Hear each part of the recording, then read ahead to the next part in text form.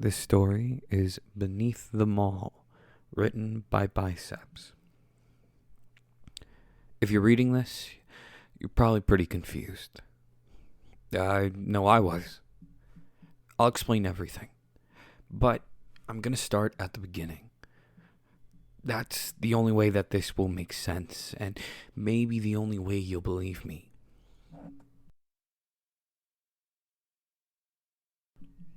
It all started with that damn job. Mall security.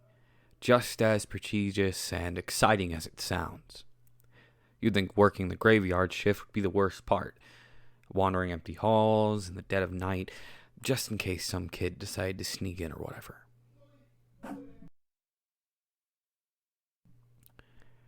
But honestly, the nights weren't too bad. No, it was the day shift that were the worst. Kids running and screaming, filming videos in the middle of the walking path, spilling food and drinks everywhere. Sometimes I felt like a janitor with a plastic badge. Hell, maybe I was. So at the end of the day, the night shift were my preference, and I took them as often as I could. Wandering in the dark, surrounded by empty storefronts, was a little eerie. I won't deny that fact. But once you get used to it, it could be peaceful. I just listen to something on my phone and do my rounds. Nobody ever tried to break in or anything. And hell, why would they? The only problem I ever had was once when a group of teenagers tried to hide out and spend the night there. They were at the food court, where there was some small playground equipment for young kids, and I found them hitting the slide. They weren't exactly being sneaky, so I heard them from a mile away. Think I gave them quite a scare. But it was nothing compared to the way their parents chewed them out. I miss times like that. Where everything went wrong was the basement. I know how glamorous I make it sound, but the nights got really boring once the novelty wore off. So I started exploring. It started out small. Just poking my head into the booths along the center of the walkway, checking out their stuff. It was remarkably easy to lift products, and some of them may have even been worth the effort. But, of course, I never did. Once I knew the inventory of all the tiny rip-off booths, there wasn't much more to see that I could find during the day, just halls and closed storefronts. I started poking my head into whatever doors I could find, but they were all broom closets and storage and employee bathrooms. Until the basement. The door to the basement was a little out of the way, which is why it took me so long to find it. It was down one of the dead-end hallways between a Forever 21 and some long closed vacant storefronts. Usually I just peered down the hallway and moved on. But one day I was bored enough to go check out that empty store. And I saw it. In the back between some old mannequins was a door. Heavy steel painted an old pale yellow. I whipped out my key ring and got to trying the lock. I had a key to every door in this place, so it took a while, but I finally found one. It was a key I'd never used before. I was expecting a normal back room, gutted of all the supplies, but no. What lay before me, as I finally swung that heavy door open, was a set of concrete stairs. There were no lights on the stairwell, so the steps stretched down into blackness. Now, the mall did have sublevels, accesses for maintenance, plumbing, and electricity at first. I assumed this was a simple door to get down there, but the stairs seemed to go on too long. And the lack of lights was a serious safety hazard. But then, with how out of the way entrance was, and the fact that the store it was in had been long closed, it felt safe to say that nobody had probably used it in a long time. I shone my light down the stairway, and they seemed endless. definitely deeper than I would have expected. Was there a basement to the mall this whole time? Why? Extra storage? But I've never seen anybody use it. Whatever it was, it seemed like that it had been abandoned. I stepped back. The starting darkness was making me anxious, and I had to complete my rounds. The mannequins nearly made me jump out of my skin.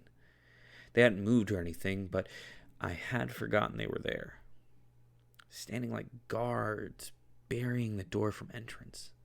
I closed the door and locked it, decided to come back some other time. Instead, I finished my rounds and went home. I live in a small apartment by myself. Nothing particular nice, but it was my own space, and I loved it. Took good care of it, too. God, I miss that place. What I would do to spend just one more night there, in my own bed. But as I lay there that night, all I thought of was that stairwell, staring down into the darkness, unable to gauge anything of what might be down there. It was unresponsive, like a brick wall. I knew I had to go down there and see for myself. The next night, I did just that. I hurried through the rest of my rounds instead of wandering and sightseeing like normal, and made my way over to the door. Part of me expected that it wouldn't be there, that the mannequins would be in a different position looking at me or something. But no, it was there, and the mannequin stood sentinel, as always. I opened the door again, hinges squeaking quietly as it presented me with that opening maw. I used one of those mannequins to hold the door, afraid of being locked inside. Then I stepped down. For a while, I thought the staircase would never end. My flashlight was high-powered enough that I really should be able to see the bottom rather quickly. But it was just more stairs, the lights terminating in inky blackness. I descended slowly. There were no handrails, and falling on the concrete steps, who knows how far down, would be extremely painful.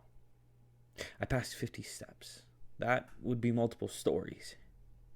How far down did it go? What was in there? I noticed that the stairway had the slightest curve, bending left, almost imperceivable. By 100 steps, the door at the top was shrinking to a rectangle of light, curving almost out of sight. By 200, it was gone. Just me and those stairs. The darkness felt like it was choking me. The air was stagnant and unpleasant. Minute after minute, there were no changes. The stairs looked the same. The walls and ceilings were smooth, bare concrete. No signs, graffiti, nothing. I walked for a long time. I was beginning to think I should go back. I'd been walking down those steps for almost half an hour by then. No, that's not right. I knew I should go back. Not just for my shift, but because there was dangerous. Falling here would probably kill me. And who knows what might be down there. This was deep. Far too deep to make any real sense. But I didn't stop. I had to know what could possibly be hidden so far deep in the earth. Finally, after about 45 minutes, a landing came into sight. I hurried down the last few steps, excited to see what all this had been for. The landing was the same as the rest of the hall, smooth, bare concrete. It occurred to me that not even dust, crumbs, or animal droppings populated this strange walkway. The walls directly to my right and in front of me were similarly bare, and the ceiling hung low, just as featureless as everything else. But on the left was a door. Not just any door. Elevator door. With just one button. It must go up, I figured. Which makes sense. Who would want to walk all those stairs? But then again, why come down here anyway? Putting that aside, and feeling desperate to return to the surface, I pressed the button. Surprisingly, it actually lit up. The elevator dinged, indicating the carriage was already on my floor. But the door didn't open. I realized that there was a keyhole below the button. I tried the same key that had worked on the door, and sure enough, it opened. The elevator was well lit, a welcome surprise. Poking my head inside, I saw that it was old. Not Minecraft shaft old, more like fancy hotel old. The kind of elevator where a man in a funny hat operates the button for you. Cautiously, I stepped inside. I looked at the buttons, which would once again require a key to operate. I know you may think this was stupid, but I was rather desperate to get out. So I put my key into the hole and pressed the button with an arrow pointing upwards. The button didn't stay on, and the door didn't close. Nothing moved. I pressed it a few more times, and then I realized this was the top floor. The elevator only went down.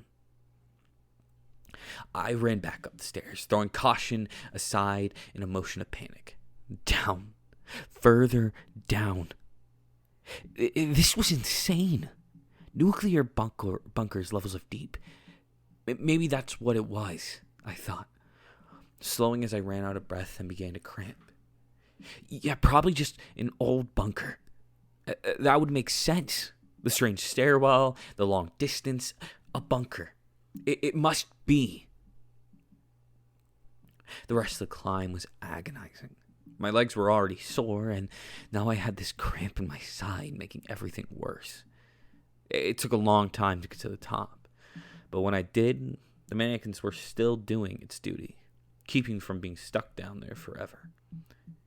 I stood it upright and thanked it for its service, then closed and locked the door. I decided that whatever was down there wasn't interesting enough to warrant the effort. Hell, it was dangerous too. I was lucky the elevator hadn't snapped and fallen to the bottom the moment I stepped inside. But beyond that, it was obvious, painfully obvious, that something wasn't right. That place was not meant for me. I went home and decided to put it all out of my mind. I would never go back there again. Except, if that were true, I wouldn't be writing this. And you wouldn't be reading it either. I stayed good to my word for a while, doing my rounds like normal, living my life. But the thoughts of that place never left me. For the next 3 months, I continued working at the mall. I took more day shifts. Part of it was to avoid the discomfort the night now held, and part of it was to avoid temptation. I still felt drawn to that place. I felt that I had to know what was down there. Eventually, looking to avoid it entirely, I managed to secure a new job. Security for another company or something like that. Truth be told, I don't really remember anymore. I would only be working at the mall for a couple of more weeks, and then I would be done with the place. But of course, there was one thing I had to do. I loaded up before the trip. Lots of extra batteries, a couple of extra flashlights, a portable charger, a small med kit, and some protein bars, and a water bottle just in case. I knew that my phone wouldn't get reception through all the layers of concrete, and I wanted repair. It was stupid. Of course it was stupid. I know it was stupid. I knew it then, too.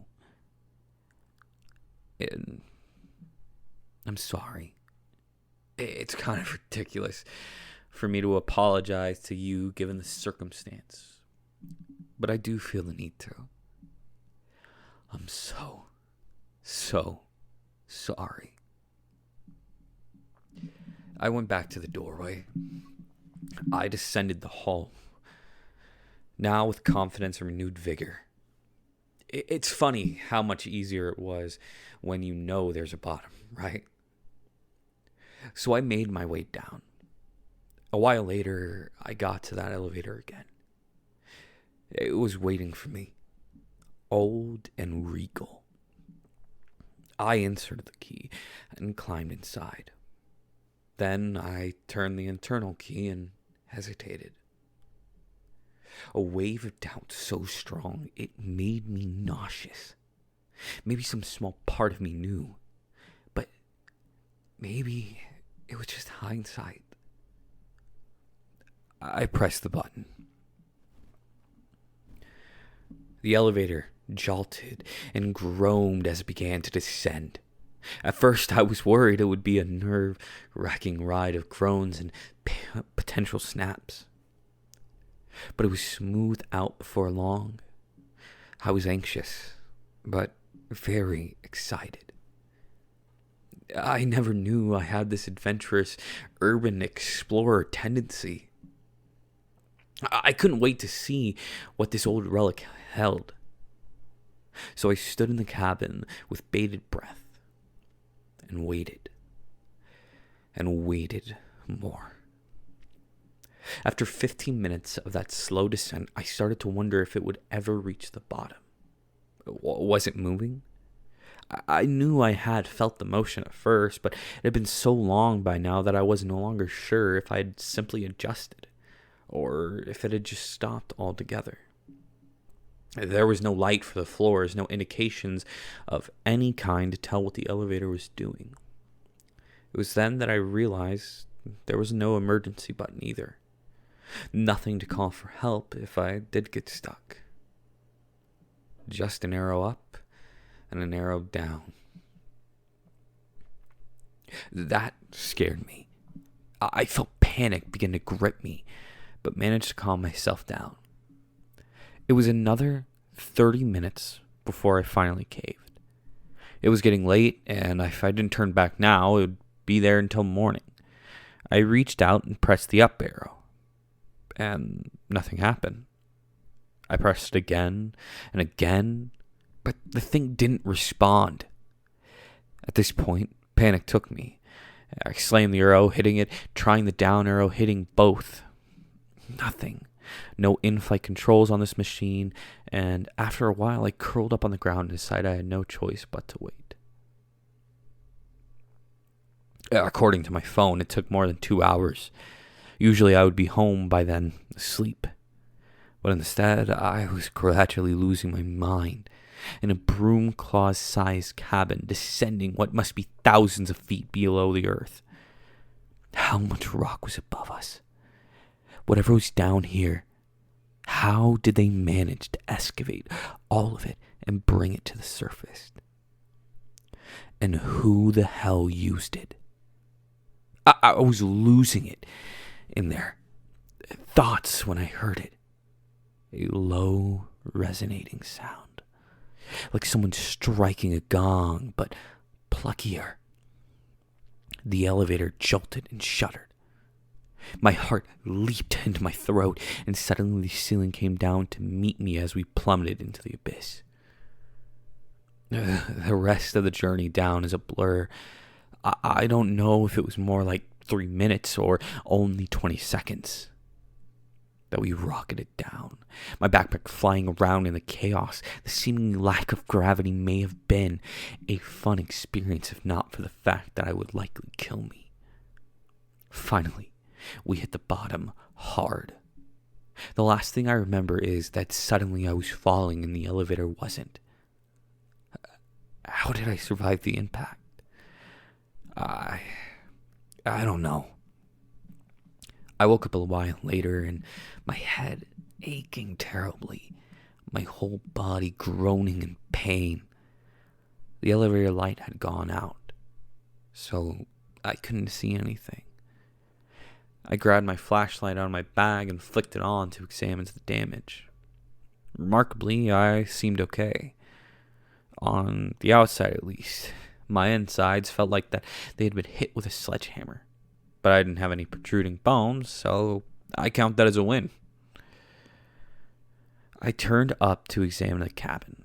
The doors were slightly ajar from the impact, which was a good thing because they didn't seem to open automatically like they were meant to. I tried the button, but of course they didn't work. So I got to prying the doors open instead.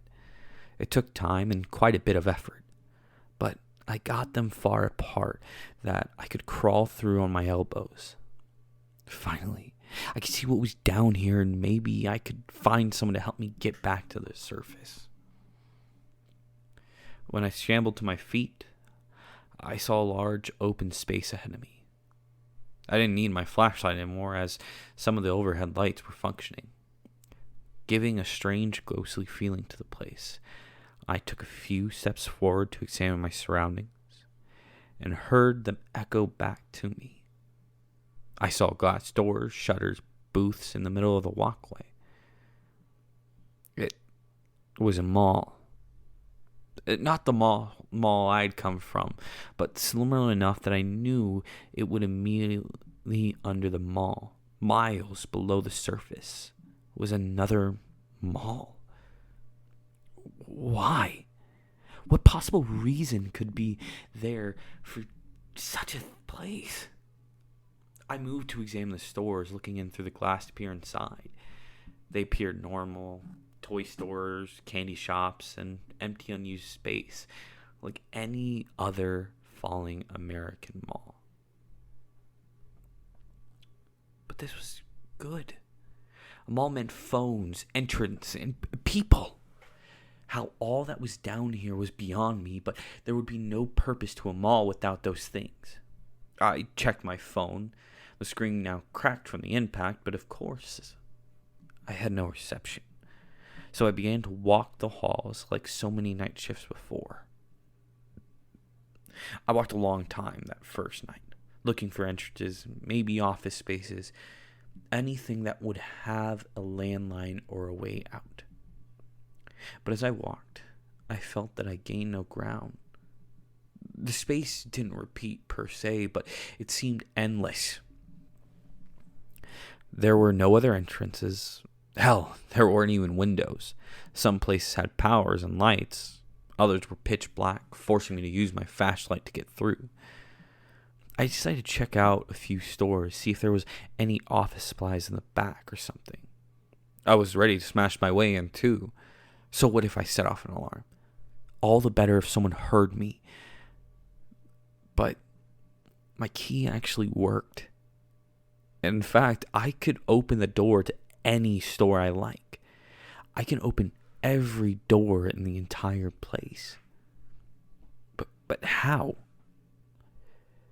That would have been impossible. Some of these keys were totally new. I figured that the locks were more for looks, opening when any key was used. But no, they all rejected the other similar keys on my rings. Each place had its own key, and it wouldn't accept no other. I didn't find any phone. Finally, I gave in and went to look for somewhere to sleep for the night. I stumbled across a food court next to a Dick's Sporting Good. I caught the scent of something other. Then it created stagnant air. Walking out to the food stalls in the area, I saw they were still stocked. food in the containers, some even kept warm. It made no sense to me, but I wasn't going to argue. I was hungry, and a few protein bars only get you so far. I'd went for some Chinese food. I hadn't had Panda Express in a while. Lo mein noodles and orange chicken. It wasn't bad. It wasn't good either. When I finished up, I went to see what I could figure out for a sleeping arrangement. I decided to push some tables together and sleep out in the open. After all, being found in the morning was the best result. I went to a nearby clothing store and rifled through their wares, finding the fluffiest options. And I found a Spencer's with one of those giant tortilla blankets, and made myself a home on the makeshift bed. It wasn't comfortable, of course, but it worked for me. After a long time, I finally fell asleep. When I woke up, I had no idea what time it was. Nothing had changed. The lights were still intermittently turned on, and everything was dim. I looked around, but there was no signs of life. I called out to the hallways around me. Hello? Is anyone there? I checked my phone. It was 3 p.m. Had I slept that long? Or did that fall do me worse than I thought? I wasn't sure. Either way, nobody had shown up. I spent a while back at my fort brainstorming. Then I heard it. Something. A quiet slapping sound. Bare feet on a tile. So quiet I barely make it out. It stopped as soon as it started. Hello? I called again. Across the court from me, 2 more tentative slaps. Someone was getting closer. I tried to convince myself that it was a good thing. Probably security or an employee, but then why were they bare feet? They rounded the corner slowly, peering around though they were afraid of what might be on the other side. As much as I thought as I was. It was a strange, gaunt figure. Naked and generally humanoid. It had gray skin and long white hair. Its eyes were black. Its teeth missing. The expression on its face was horrible. Agony and fear. Over every part of its body, the skin was stretched so tight that its bones were clearly visible. It reached hands towards me, began stumbling in my direction. Its mouth drooped open and a raspy breath emerged, starting like a whisper, but ascending into a howl. It screamed and began moving faster. That sound was horrible. Shrill, piercing wails that sounded like they were shredding its vocal cords, like it hadn't spoken in years. Whatever it was not human. I got up and ran my bag. I had my bag, thankfully, and wasn't worried about much else. I heard other noises. I booked it down one corridor after another in that long, winding maze. Other things walking up, perhaps. Was it wailing cry a signal to them? Or would they hunt it like it did to me? Inevitably, I got lost. Losing the creature wasn't not difficult. It was rather slow, but I no longer knew where I was either. I had taken an escalator both down and up, but everything looked more and less the same. Out of breath, I found myself in a long corridor where the lights didn't function, and I slowly moved to the walk. I turned on my flashlight, and as my way down the hallway, trying to keep quiet. It reminded me of the nights as security all over again. That was when it hit me. Security. There should be an office somewhere. There would have to be cameras, typical pointed at the main entrance and exit, not to mention multiple methods of contact personal. I had an idea of how to find it too. The place was massive, but that didn't mean it was impossible. They may very well have multiple security offices in places like this. How else would a officer possibly respond to a call from the opposite side of the mall. And though I didn't know where they were, I could use my intuition for that. Overall, the mall was laid out like a normal mall. Things were generally where you would expect them to be, with the exception of any way in or out. So if I relied on my intuition, maybe my foot would guide themselves to the office. Brilliant, right? Okay, maybe not, but it was all I had. The next 2 days were spent in pursuit of this goal. I walked through the mall trying to automatically orient myself. I didn't call out anymore and stuck to the store to sleep. Food and batteries were not difficult to find. Somehow the place was fully stocked. Realistically, this place had everything I needed to live. Bathrooms were easy enough to find as well, meaning water and a place to relieve myself. I stayed in the lit areas whenever I could, avoiding the darkness even if it was lost track of that gut feeling I was chasing. Something about those dead zones unnerved me. Finally, I stumbled across something. Signs of life. I was quietly rummaging through a food court when I noticed something odd. Someone had beaten me to it. Of course, there were plenty of left, but someone had been there. Or something. Trash was left by one of the freezers, showing that the culprit had been in the mood for a refrigerated sub. I wasn't sure whether to be relieved or afraid. But the concept of someone else being there gave me a spark of hope. That kind of isolation can make you insane quickly.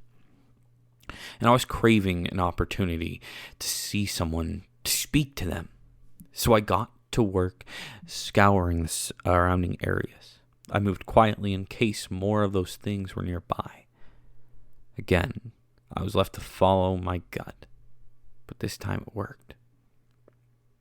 I found what I had been looking for, a security office next to the bathroom.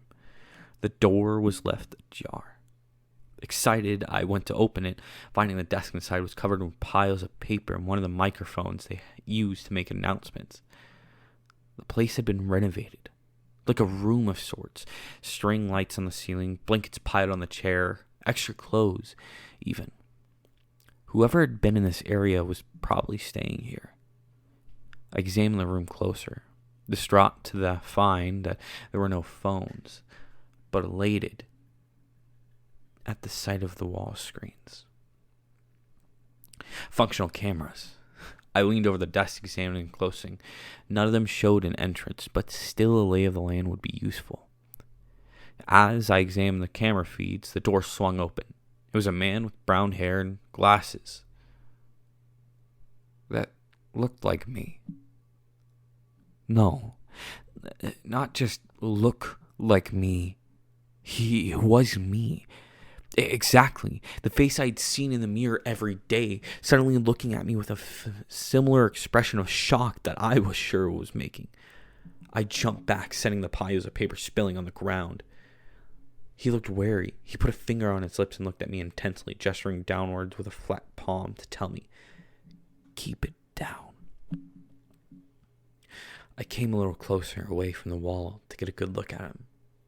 He looked tired, defeated.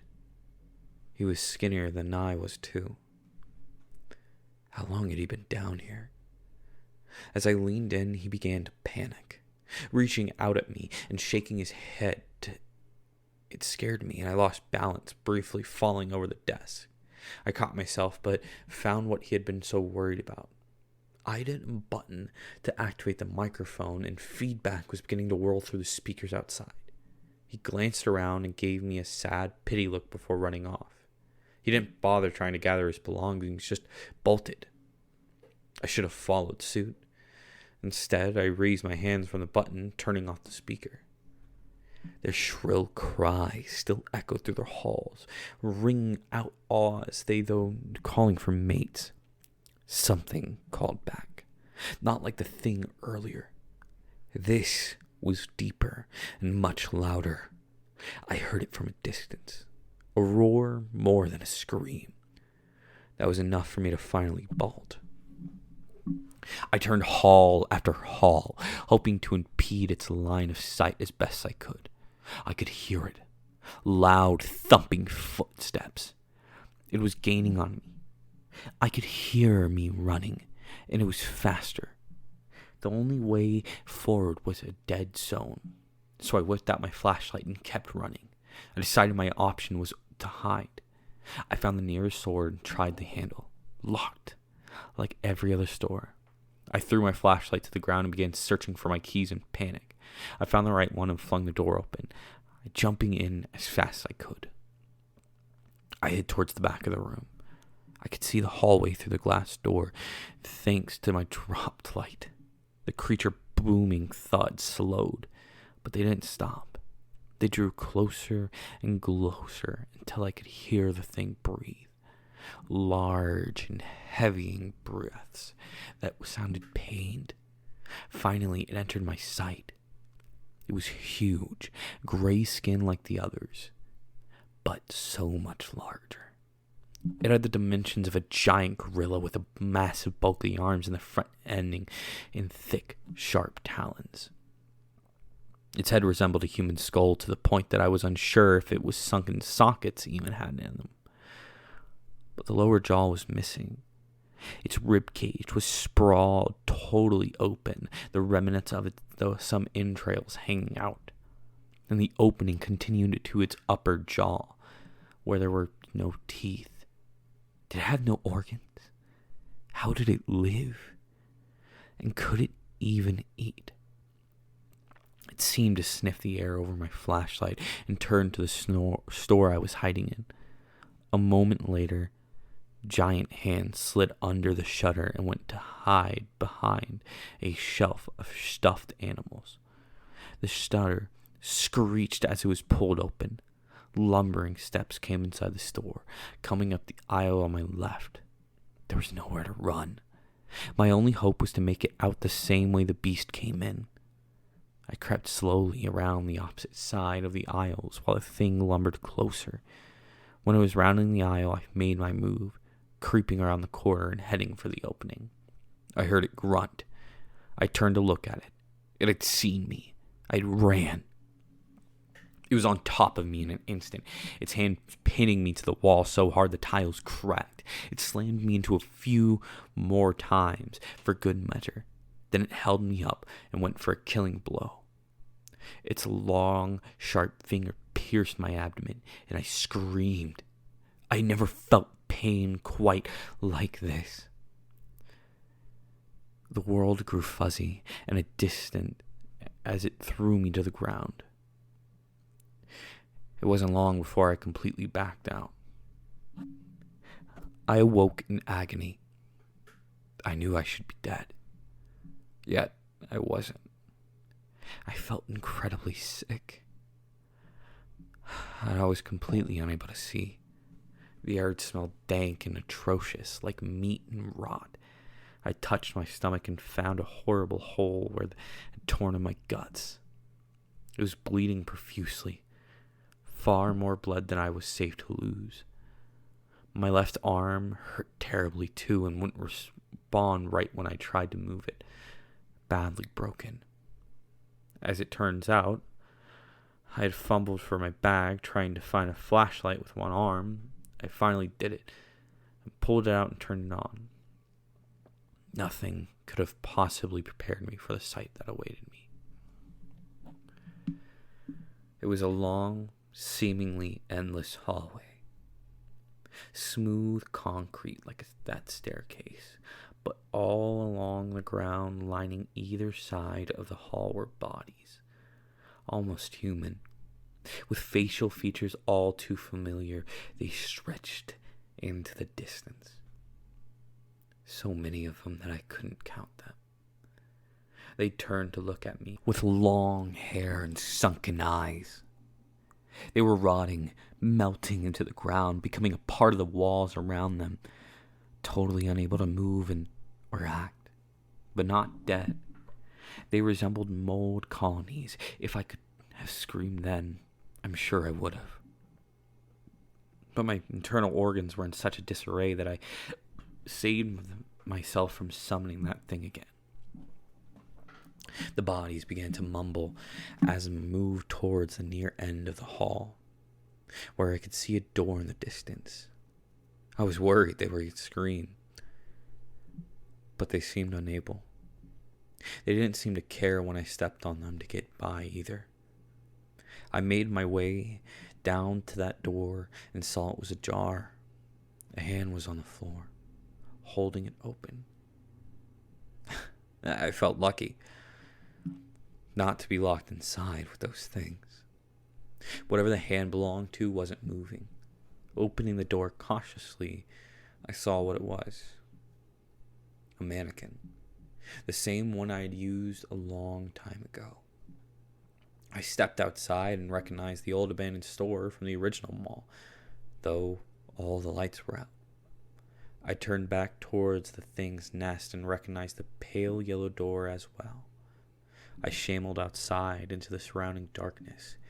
It wasn't the same as ever out here, just repeating in the stores.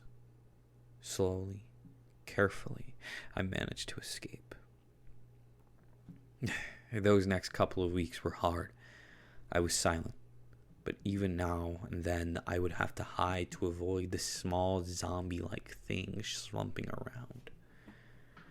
My wounds began to heal themselves, though that took quite a longer time.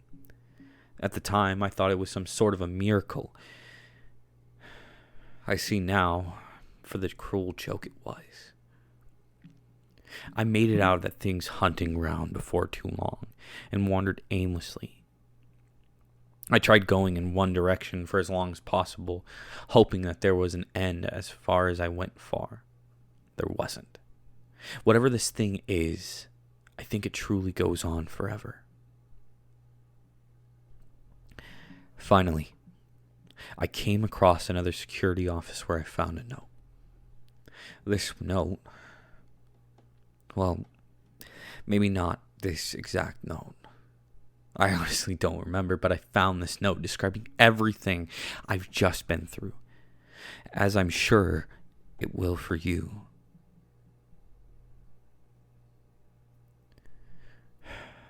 I hope that this was enough to convince you.